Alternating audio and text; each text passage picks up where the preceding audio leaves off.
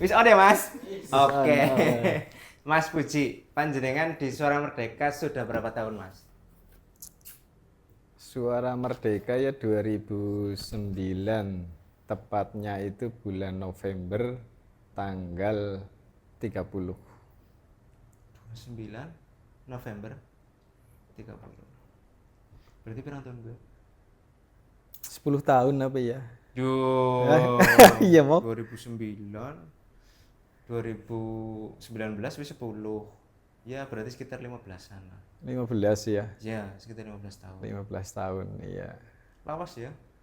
Ya belum sih ya, karena mungkin kalau melihat ke atasnya masih banyak senior. Gitu kan. Jadi masih belajar lah. Kayak tahun ke tahun kan hanya angka. Tapi kan belajar yang belum. Ya iyalah, tahun ke tahun ini maksud panjenengan si angka. Hanya angka, tapi ya tadi ya masih jadi pembelajar lah. Intinya itu. Apa, Mas? Yang menarik di Suara Merdeka, kenapa jenengan kemudian berkiprah sampai 15 tahun di Suara Merdeka apa, Mas? Jadi Suara Merdeka ini tempat pelabuhan yang kedua sebenarnya. Karena sebelumnya saya juga di media lokal, mungkin juga sudah sangat terkenal di media itu. Terus, tapi ada dorongan kenapa harus ke Suara Merdeka. Sebenarnya sederhana, dorongan itu muncul. Karena di lokal saya dikasih, kalau sekarang ya namanya DES atau penempatan wilayah kerja. Saat itu di media lokal itu aku itu lebih, saya atau aku sih ya? Bebas, buah ya boleh lah, lu buah. Intinya itu. Jadi memang pas waktu di media lokal saya itu di wilayah Banyumas Barat. Nah, ketika di Barat itu berarti kawasan mana, Mas? di wilayah Banyumas Barat itu lebih ke Kawedanan Haji Barang dan sekitarnya, ke Cibarang Wangun ngono berarti ya. iya, ke selatan juga Kawedanan, masuknya Kawedanan Jatilawang lah. Dan membackup sampai situ. Kalau ditarik ya memang sampai ke perbatasan antara Bumiayu dengan Banyumas. Kalau di wilayah paling barat ya antara Lumbir dengan Karangpucung, seperti itu. Lah, serba-serbi ketika mengampu di wilayah barat memang ada rasa, ya karena memang di awal itu banyak hal baru ya, karena memang baru di media. Cuman menginjak tahun kedua itu banyak sekali teman-teman sama-sama juga dari wartawan itu mendorong. Nah, ini yang jadi kenapa sederhananya kenapa saya berlabuh di koran regional. Jadi banyak sekali masukan-masukan yang bikin risih tapi juga membangun. Iya. Kayak nang ngono baik, kapan berkembang. Oh. Kapan berkembangnya maksudnya bukan mengecilkan media itu ya. Artinya oke. maksudnya lebih berkembangnya artinya ketika baru masuk sampai sampai 2 tahun itu ya hanya wilayahnya itu. Sementara Di barat itu tok ya. bercermin dengan teman-teman yang memberi atau mendorong untuk bisa berkembang, mereka wilayah kerjanya sampai ekskarisidenan. Jadi kan lebih luas. Oke. Di sisi lain ada hal yang menggelitik ketika ada berita-berita bencana alam. Memang di wilayah Banyumas Barat itu banyak sekali berita bencana alam. Teman-teman yang lain itu bisa meminta share data. Misalkan saya liputan tentang longsor atau apapun, teman-teman bisa minta by phone itu kejadian seperti apa dan lain sebagainya untuk share data. Tapi ketika teman-teman lain liputan, saya kan nggak mungkin meminta itu karena wilayahku hanya itu. Artinya untuk sharing data aja sih. Dulu pas waktu eranya di tahun 2008 2007 lah itu. Nah, dari situ ada gejolak memang. Wah, kayaknya juga ketika masuk di koran regional lebih ini ya, meskipun kasirnya sama sebenarnya ya. Kasih. Iya, kita itu kerjanya di lapangan kan hanya beda kasir. Iya. Itu aja sih. Lah, terus pada suatu kesempatan saya itu ketemu dengan Mas Dika yang memang sekarang jadi kepala kantor wilayah. Mas Nah, Dika. itu salah satu pintu jembatan saya bisa kenapa di Suara Merdeka. Nah, saat itu memang ada kegiatan di Cilongok tentang peresmian gedung untuk gula kristal. Saat itu Dika dari Purwokerto datang, lah saya yang di wilayah Banyumas Barat juga datang ngobrol-ngobrol, sharing informasi, terus dari obrolan itu saya menitipkan pesan memang bahwa ada nanti kalau Suara Merdeka membutuhkan, saya diinformasikan. Lah selang 1 bulan kemudian saya dikasih tahu. Tapi pertama memang kemarin sudah baru loh. Ini Kemarin baru ada iya, gitu. tapi memang sudah terisi. Oke. Ya sudah kalau lain kali atau pas ada info saya dikasih tahu. Lah dari situ 1 atau 2 bulan kemudian kalau nggak salah itu saya dikasih informasi lagi bahwa ini ada perekrutan. Saat itu memang kepala bironya Mas Sigit Sigit Harsanto. Nah, terus saya coba masuk, ngobrol-ngobrol, terus formalitas untuk mengirimkan tetek bengek untuk masuk, Administratif lah ya. administratif, dan mulai tes case di Purwokerto.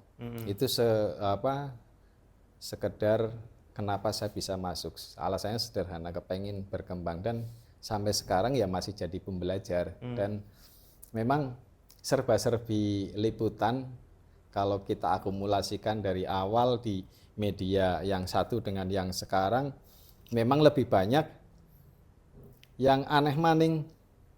Aneh lagi ini ya, aneh maning. Ya aneh maning Eropa macam-macam ya.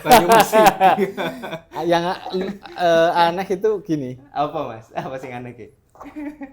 Ini agak cerita tadi ya, kenapa ada rasa kepengen di koran regional gitu Ketertarikan. kan. Ketertarikan.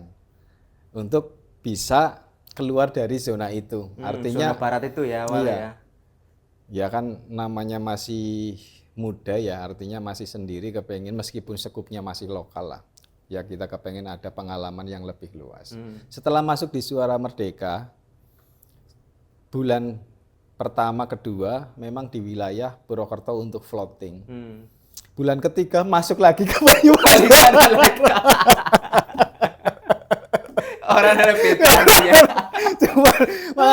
Cuman beda. Berarti sebulan 2 bulan itu wis uji coba gitu di kota itu ya. Iya, tapi ternyata pimpinan kan punya histori, ya. punya penilaian ya ternyata secara kredit berita, secara jaringan juga mungkin saya sudah kuat di wilayah Banyumas Barat. Karena memang pas waktu itu saya sendirian di sana. Jadi melihat itu saya ditempatkan lagi di wilayah Banyumas Barat. Jadi kadang mikir lagi ternyata keinginan ini hanya sesaat, tapi tak jalani karena saya juga punya optimisme ini hanya untuk tes gas saja nantinya juga karena di Suara Merdeka dulu memang ketika sebelum berkeluarga itu potensial untuk bisa ditugaskan dimanapun tempatnya, terutama di wilayah Biro Banyumas. Nah kebetulan pas waktu di Suara Merdeka pas di wilayah Banyumas Barat, selang 1 tahun kemudian saya diperbantukan di Purbalingga. Nah, ini berarti udah mulai keluar dari kandang lama dari itu zona, ya? Dulu itu sering banget Sinom masa terjebak dalam kotak tempurung dalam tempurung itu. Jadi itu yang menggelitik sih sebenarnya. Jadi bukan masalah medianya tapi memang bagaimana kita keluar untuk memperluas pengalaman. Karena saya sendiri kan memang nggak berpengalaman yang lebih luas terkait pekerjaan jurnalistik. Jadi hanya keluar kabupaten pun sudah sangat bersyukur. Oh ya ternyata ada tetap beda karakter, beda dengan bertemu dengan orang-orang itu. Berarti pernah di Banyumas, khususnya Banyumas Barat itu, Yes. terus ke Purbalingga, terus kemana lagi Mas? Kawasan yang jadi lahan garapan. Dulu pernah juga pas waktu di Purbalingga sempat untuk diperbantukan di Banjarnegara. Banjarnegara. Cuman ternyata di Banjarnegara juga tidak begitu aktif lah, hanya sekedar kayak semacam ya hanya mengampu, itu pun tidak berjalan.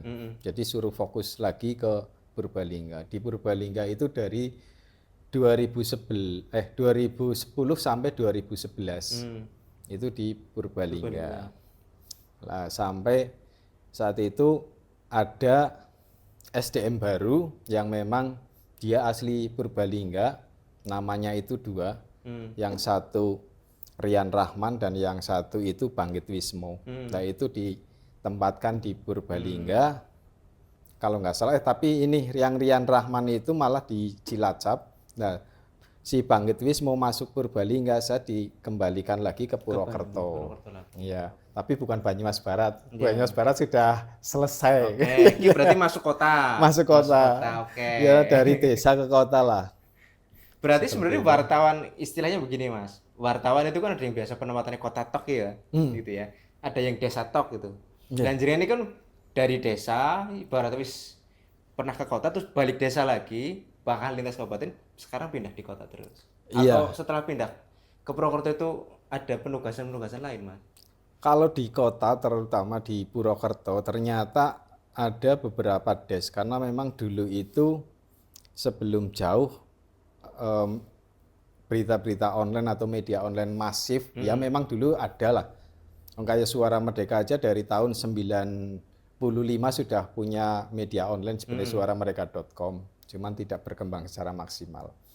Lah, di Purwokerto ternyata banyak des. Kalau saya kan pengalamannya di wilayah Banyumas Barat, ya pokoknya berita-berita di wilayah Banyumas Barat. Keseluruhan berarti ya. Tapi ternyata di Purwokerto itu ada des-des. Ada des pemerintahan, ada des olahraga, seni budaya, terus pendidikan, dan lain-lain lah. Ya panjenengan di apa Mas?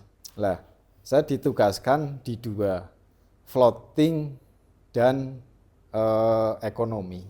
Kenapa ekonomi? Karena mungkin pimpinan menilai pas waktu awal saya masuk, latar belakang ijazahnya dari ekonomi. Oh, S1 ekonomi. Tapi ternyata kan terkadang materi di kampus kan kadang berbeda dengan apa yang, tapi setidaknya sih sedikit nyambung. Dan bahkan sampai sekarang jadi label ya saya tetap di ekonomi, meskipun ekonomi yang seperti apa ya, karena memang isu-isu di lokal kan tidak seperti di nasional atau pusat, apa ya. Artinya kebanyakan ya tentang serba-serbi isu ekonomi dan lain sebagainya, itu lebih ke UMKM.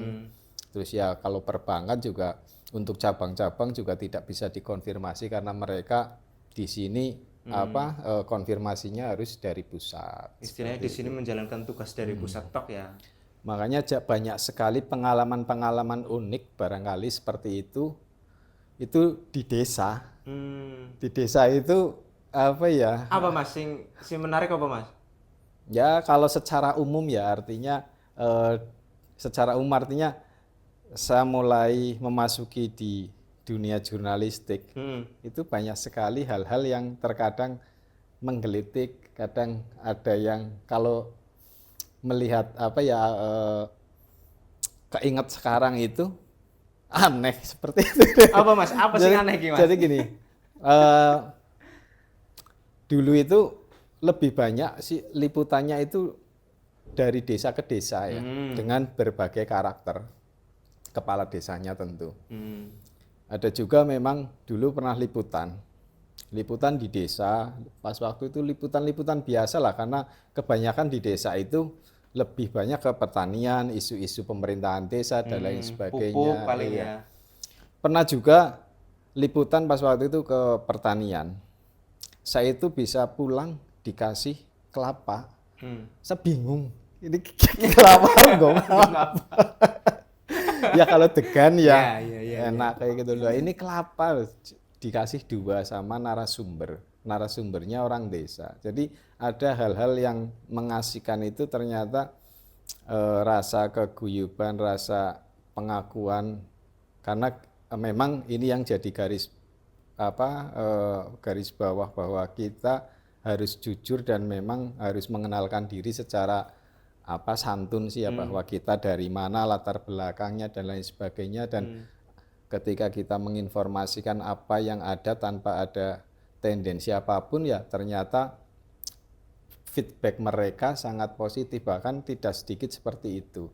Tapi terkadang juga kita butuh memberikan sebuah literasi media. Artinya dikira yang namanya media itu tahu apa aja kayak gitu kan.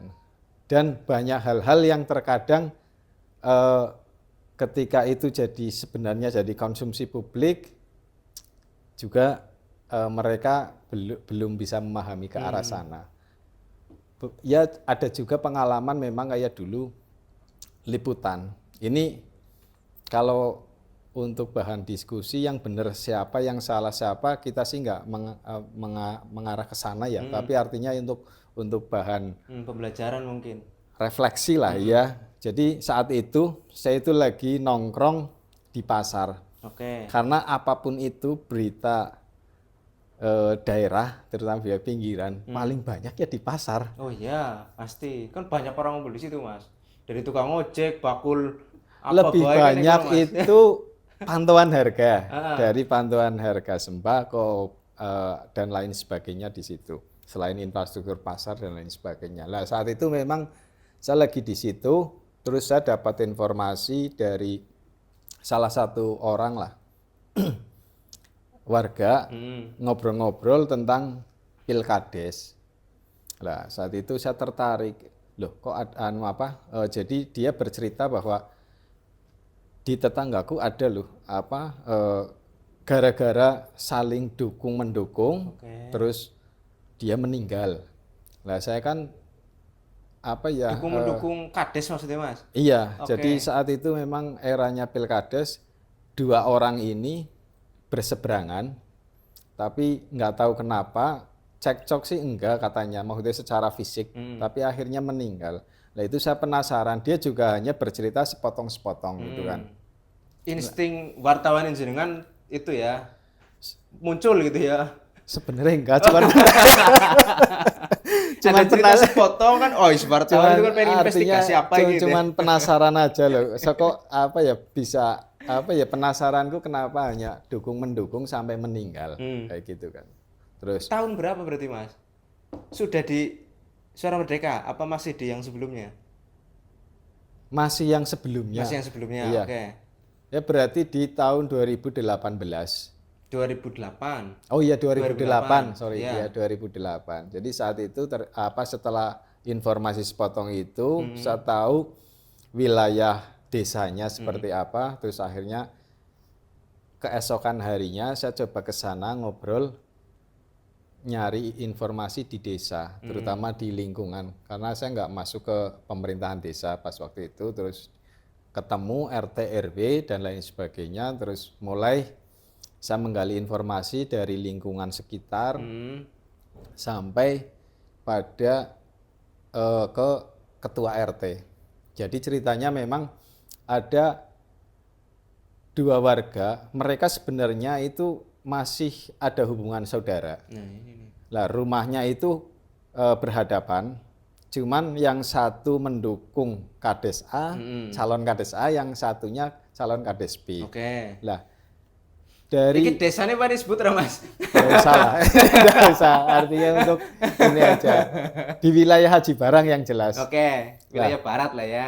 Dari situ yang satu itu kita sebut aja antara si A dan si B.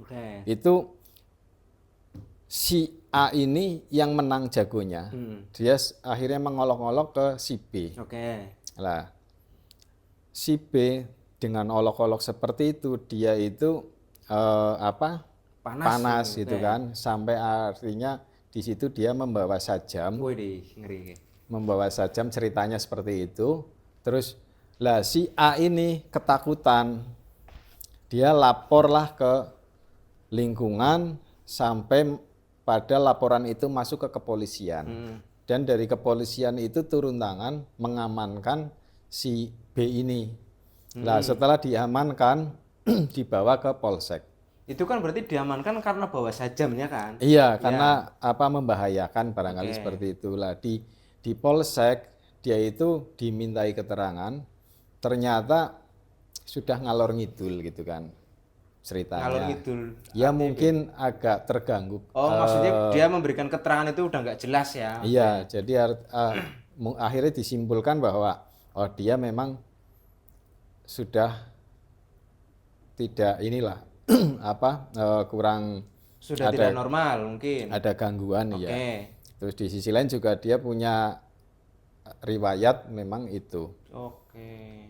Riwayat Pernah ada gangguan jiwa mungkin. iya, terus ada resep dokter juga kayak gitu. Jadi memang refleks emosional yang berkecamuk secara meledak malah jadi menggoncang kejiwaannya. Mungkin seperti sebelumnya itu. sudah hampir sembuh gitu ya. Iya.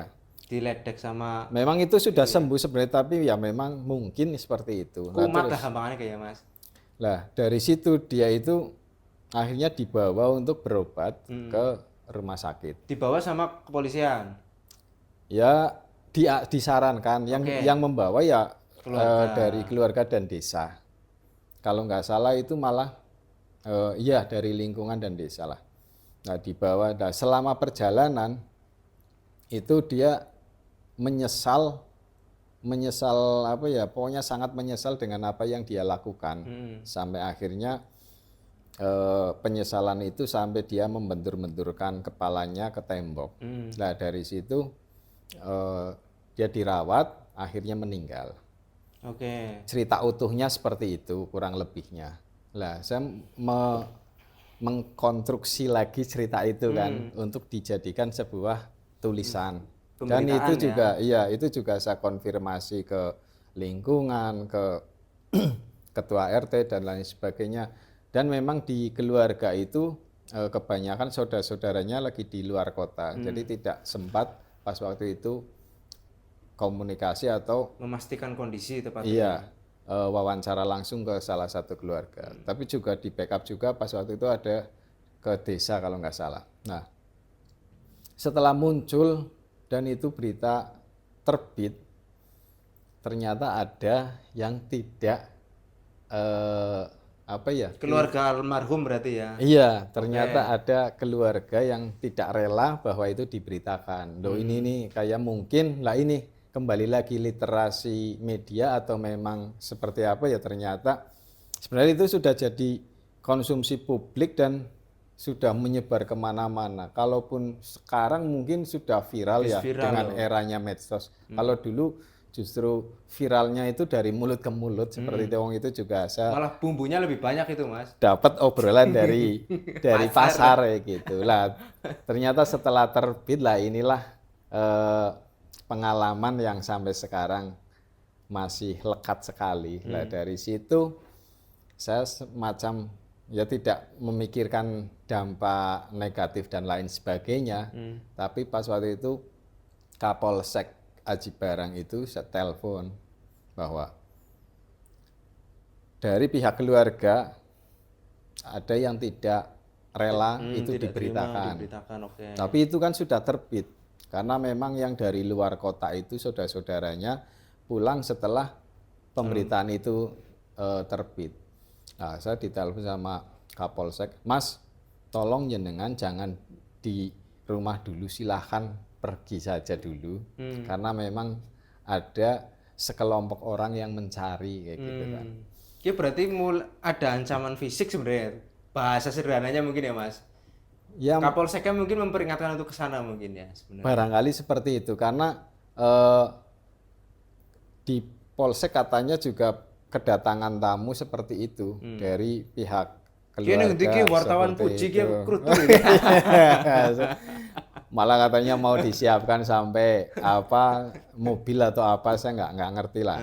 Memang sedikit mengguncang ya artinya oh ini juga jadi peringatan keras ya apa kalau secara jurnalistik ini apa yang saya jadi keliru atau seperti apa memang saya butuh belajar banyak saat itu karena pengalaman di jurnalistik kan masih lah belum ada satu kuku acan lah itu kan. Jadi masih perlu pembelajaran. Nah ini seperti itu. Tapi kalaupun kabur-kabur ya nggak mungkin ya.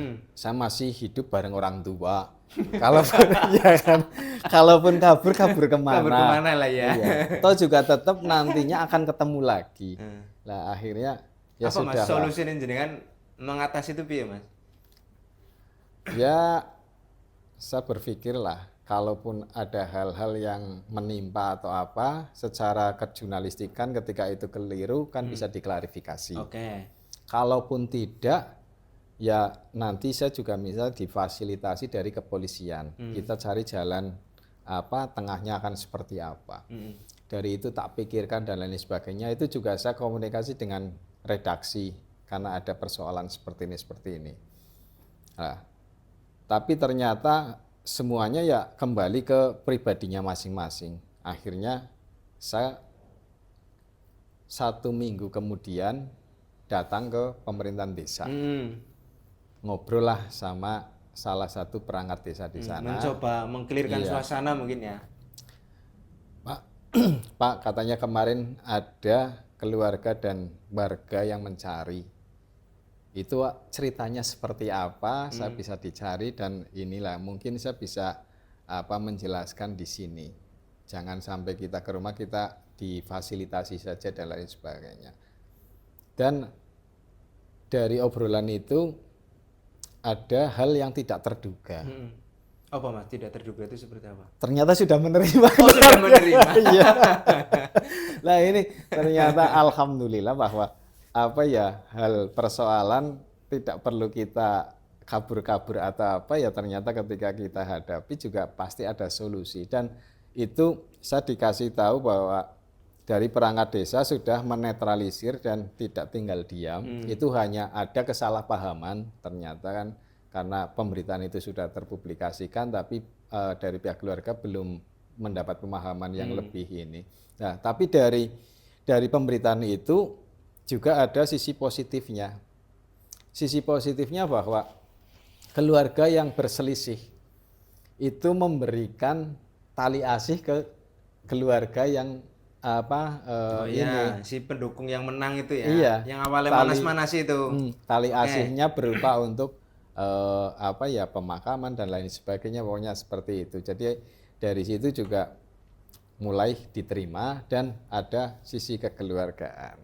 Gitu. Jadi memang dulu sensitifnya ya seperti itu ketika liputan-liputan di desa, salah satunya Pilkades. Dulu ada juga selain itu juga ada fatal pemberitaan. Jadi ada ini beda cerita ya, beda kasus. Jadi ada kesalahan penulisan saat itu di Banyumas itu dulu dalam 1 hari itu ada 2 sampai 5 pelaksanaan Pilkades yang dilakukan bersamaan. Lah kita harus mengejar deadline, jam 5 harus sudah masuk itu berita. Lah sementara yang namanya rekapitulasi untuk perolehan suara masing-masing desa kan harus menunggu. Iya betul. Waktunya beda. Ada miskomunikasi atau misinformasi yang saya terima pas waktu itu di salah satu desa juga di Pekuncen, yang mana ini pendengaranku yang memang keliru atau pas waktu itu memang by phone, jadi ada human error di sana, bisa yang kalah jadi menang, yang menang jadi kalah di pemberitaan ya. Ya geger nang desa ya. Luar biasa itu. Sampai saya dipanggil untuk menjelaskan. Tapi menjelaskannya bukan dikira itu bahwa kesengajaan ini bukan dari saya yang menulis, tapi justru saya dikompori untuk memperkeruh dari pendukung lain. Oh iya. Jadi malah tetap pemberitaan ini hanya untuk pemantik, tapi ujung persoalannya ya karena mereka masih belum mencari terima kalah itu sampai saya itu di situ dari pagi sampai malam nggak boleh pulang untuk cross check karena ada indikasi bahwa salah satu perangkat desanya itu juga mendukung yang menang.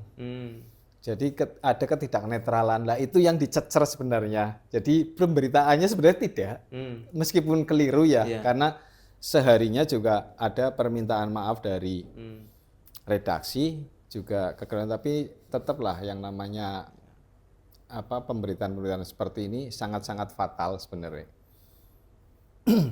Dan ini jadi pembelajaran saya sampai sekarang itu teringat sekali bahwa ini jangan sampai lagi-lagi seperti itu, intinya itu. Tapi dinamika yang di luar pemberitaan itu memang luar biasa. Nah ini kadang hal-hal yang unik, yang lucu ya. Saya itu dari pagi sampai malam nggak tahu ngapa di situ. Karena menunggu saya pokoknya diminta di salah satu rumah atau base campnya pendukung yang kalah. Nah, pendukung yang kalah ini masih menunggu salah satu pendukung yang menang untuk mengklarifikasi dari berita saya.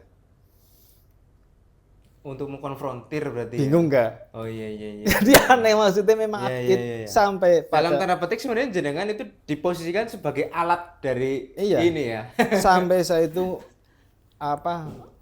menyatakan bahwa Pak, ini kekeliruan saya.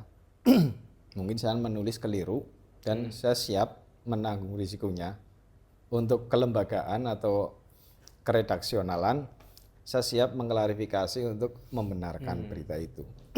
Enggak Mas, Harinya gitu ya. kita nggak butuh itu Mas. Kita butuh klarifikasi dari pendukung itu. Kenapa ngomong seperti itu? Karena saya kan dapat informasinya dari salah satu perangkat desa yang memang dicurigai mendukung yang menang. Lah dia yang menginformasikan atau memberikan data ke saya. Jadi dia kepengen klarifikasi. Padahal saya sudah ngomong bahwa ini murni kesalahan dari penulis Mas.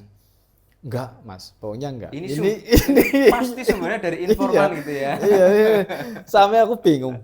Terus aku kon ngapa gitu ya. Bahkan saya itu enggak ada maksudnya enggak ada sentimen negatif atau bahkan mereka marah. Saya itu enggak. Hanya untuk menemani saja, nanti setelah ketemu langsung dikonfrontirkan dikonfrontir ya. Iya. Di cross check baru. Jadi bahwa benar nggak sih informasinya seperti itu gitu kan. Sisi ngomong informan apa salah tulis jurnalisnya kan begitu sebenarnya. Intinya seperti itu. Tapi setelah dipertemukan, karena mungkin juga dia ada kesalahan ya, kesalahan bahwa dia mendukung kecurigaan itu mungkin ya, atau mungkin ada hal-hal yang dia juga khawatir terhadap keselamatan atau apapun itulah ya, karena sensitif mendukung. Jadi agak butuh waktu lama, terus akhirnya tetap dipertemukan. Nah dari pertemuan itu kita konfrontir bersama, dan di situ saya yang ngomong awal bahwa ini kesalahan dari penulis. Dan si yang satu itu, yang timnya pemenang juga menginformasikan secara utuh terkait dengan perolehan dan lain sebagainya. Tapi apa yang disimpulkan di situ? Tim kalah tidak percaya. Bingung lagi kan. Jadi, iya. Berarti tim kalah itu kan tetap punya kecurigaan bahwa ini perangkat desa itu ngeblok ya kemana ya. Iya, jadi dia nggak percaya bahwa apa yang dia informasikan benar, tapi dalam penulisan yang keliru, tapi justru dia menyalahkan bahwa informasinya yang memang dari awal sengaja keliru untuk memanas-manasi, padahal dia menang mengatakan kalah. Jadi sampai akhirnya malam-malam ramai juga di situ. Terus sedikit lupa pas waktu itu. Pokoknya saya diperbolehkan pulang sekitar jam 9 atau hampir tengah 10 malam. Dan itu masih anget sebenarnya. Tapi setelah itu saya juga koordinasi dengan redaksi untuk hari berikutnya ke sana lagi untuk meminta maaf secara redaksi dan lain sebagainya, dan siap menuliskan beberapa kali lah, karena ternyata juga informasi yang lebih valid ya. iya. Dan dari situ saya ditemani pas waktu itu ada salah satu redaktur juga, terus mulai ke sana kita ngobrol dan lain sebagainya. Saya memang ya banyak apa ya, sudah bingung lah saat itu, karena memang menghadapi orang-orang seperti itu kan dia Emosional tinggi bisa emosional, tidak mau tahu bahwa seperti ini. Ya memang kita akui fatal. Tapi kan masa iya tidak ada jalan keluar. Yang lebih memusingkan lagi justru yang kalah ini tidak percaya dengan klarifikasinya yang memberi informasi. Jadi posisinya itu jadi beda-beda.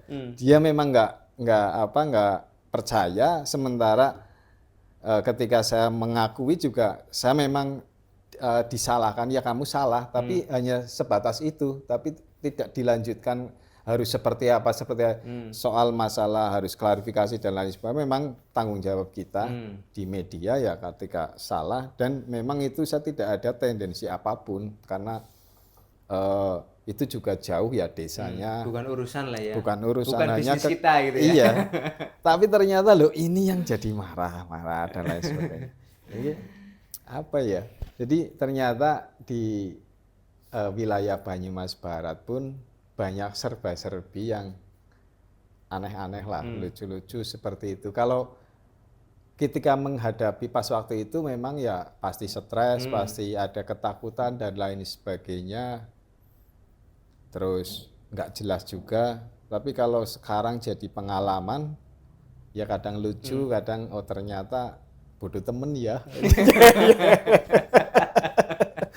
Jadi proses itu ternyata memang kita bekerja memang harus selalu mengedepankan ya cover budget iya, kehati-hatian iya, apalagi kita diterjunkan di yang memang lahan-lahan rentan konflik ya. Betul. Meskipun itu hanya skup desa ya, tapi ternyata yang namanya di desa lebih sensitif dokumen-dokumen. Bagi orang yang sudah biasa liputan level kabupaten, iya melihat desa itu kecil, tapi bagi orang desa itu sangat besar, Mas, betul. Di sisi lain, selain itu hal-hal seperti itu, ada juga liputan yang memang kadang menyentuh itu ternyata lewat pena, lewat tulisan, bahkan lewat informasi kita secara tidak langsung bisa membantu mereka. Ada salah satu pas waktu itu di desa juga di Kecamatan Aji Barang, ada keluarga yang tidak mampu, anaknya itu butuh bantuan karena penyakit apalah dulu, yang jelas penyakit itu kalaupun harus dilarikan ke rumah sakit juga butuh biaya yang sangat besar. Kemudian apalagi kayak BPJS Kesehatan saat itu belum lahir, belum ada. Paling jam kesmas itu pun juga covernya kan tidak utuh karena dia secara penyakitnya juga itulah. Saya beritakan ternyata memberi dampak banyak sekali bantuan-bantuan yang masuk ke sana. Sampai pada suatu ketika itu anaknya, ya mohon maaf ini anaknya malah tetap nggak bisa diselamatkan meskipun sudah ini. Tapi bantuan itu tetap mengalir sampai itu. Lah yang saya sayangkan saat itu, wah kok jadi orang tuanya yang banyak perhiasan ya. Yang mungkin juga mau diapain juga ya. Iya, karena secara pengobatan sudah selesai karena dia sudah.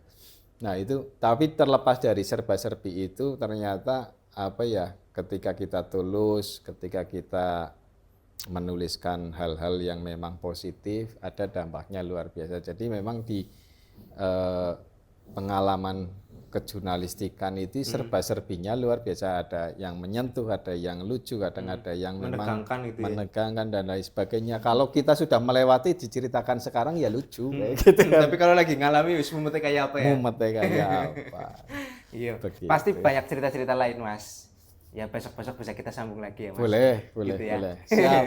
Besok-besok bisa kita sambung lagi. Hari ini kita cukupkan dan sampai jumpa di obrolan selanjutnya.